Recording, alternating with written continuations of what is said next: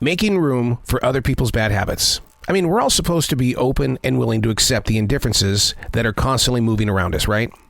Locating the calm when your space has become their outreach, and it changes the mindset. My first steps of every day are overtaken by a screaming bird, a dog demanding way too much attention, and my wife loves to binge watch television. I'm talking dramatic television that usually involves the people on the show getting emotionally hurt, which leads to them raising their voices and crying real tears. All I want to do is just write. Nothing new. I've been at this game of release for 30 years. But when everything around you is louder than the voices in your head and heart, the struggle is to figure out how to tune it out, to find your own path and journey in the way of inviting things to become the teaching.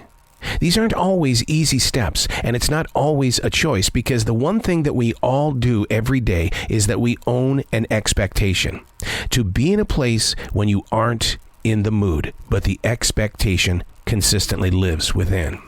If winning is a choice, then why do so many people think they're losing?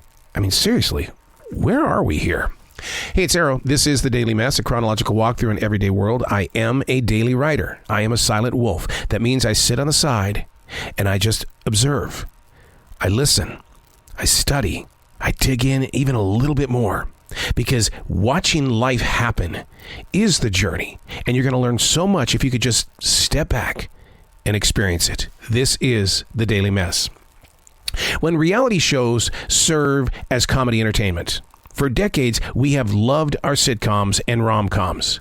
We love to laugh and get into the storylines that we can relate with. But things have changed, and one of the reasons why would be because the writers and the actors recently had a strike, and the flat screen TV has really geared itself toward reality TV, free-falling into something that they'll tell you that it's not scripted out, but in a way you know that it is, because drama doesn't just happen in the way that they play it out.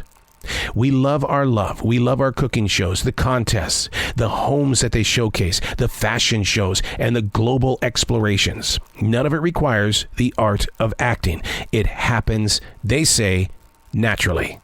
Even watching NBC's Today Show has become pretty much a joke. They try to set the tone so that we can relate with them, and then here it comes, that one-liner. How long do you really sit on a show like this? 30 or 40 seconds, and then it's like to the next channel, to the next app. Mentally and physically, we're all moving in every direction with no idea what the real destination is. Therefore, we live through others vicariously. Is that really where we need to be? Living life vicariously.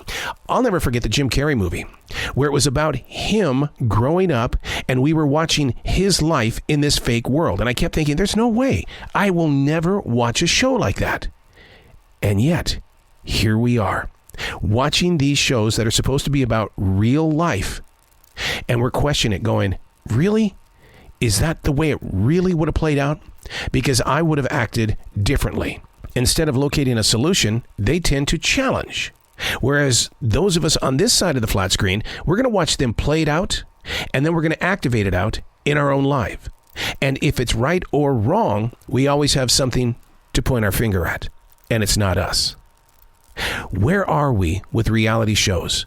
And how are they going to consistently change to keep us coming back? Because, I don't know about you, but there's an addiction going on here, and I'll be one of the first ones to raise my hand saying, hi, my name is Arrow, and I am addicted to reality TV.